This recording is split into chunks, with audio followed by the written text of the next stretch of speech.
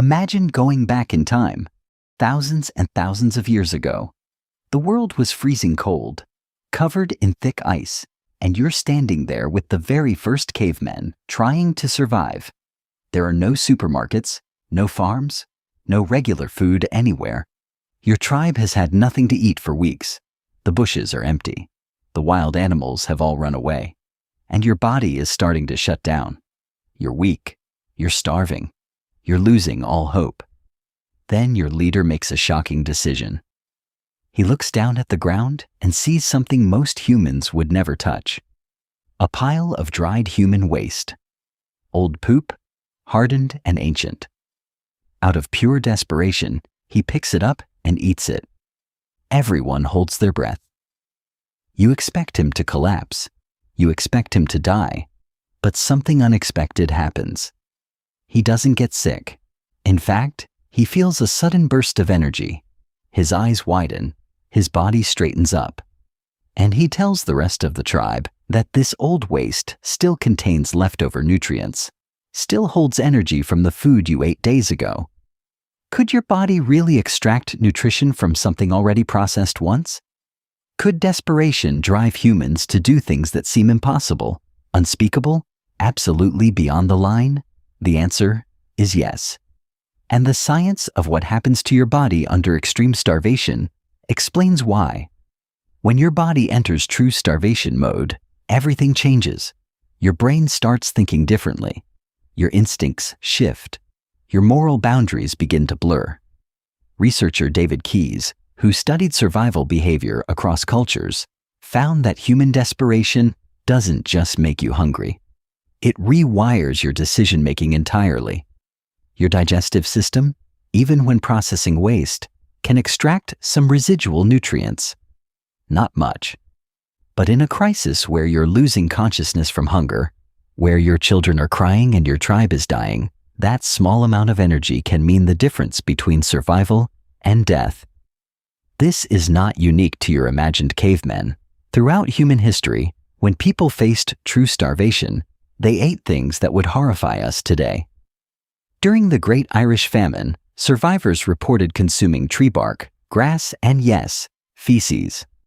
During the siege of Leningrad in World War II, when over 1 million people starved, documented cases show humans turning to unthinkable sources for calories.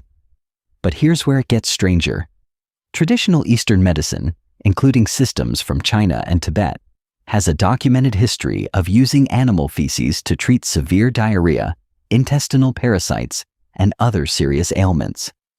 Not out of desperation alone, but as an actual medical practice.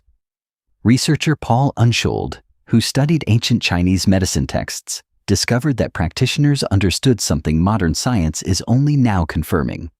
Fecal matter contains living bacteria that can restore balance to your gut. Your gut is an ecosystem. When you're starving, when you're sick, when your intestines are failing, that ecosystem collapses.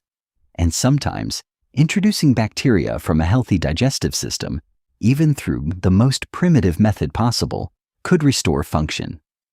Your ancestors didn't have antibiotics. They didn't have modern medicine. They had desperation, observation, and an understanding that the body is far stranger and more resilient than we imagine. But here's the twist that changes everything. Your body today still carries the genetic memory of those desperate times. Your genes remember starvation. Your instincts remember desperation. And that's why, even now, when you're truly hungry, your brain doesn't think clearly. Why you make irrational decisions. Why your moral boundaries shift.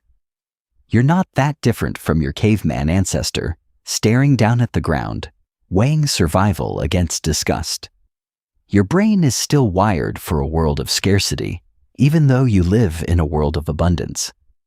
Every time you feel desperate, every time you're willing to do something you swore you'd never do, you're activating the same ancient survival code, the same willingness to cross lines, the same calculation between comfort and survival. Your ancestors didn't just survive on desperation. They survived because desperation changed what they could do, what they could stomach, what they could accept. And that ability? It's still inside you, waiting, ready, in case the world ever becomes as cold and empty as it was for those first cavemen standing in the dark, staring at the frozen ground.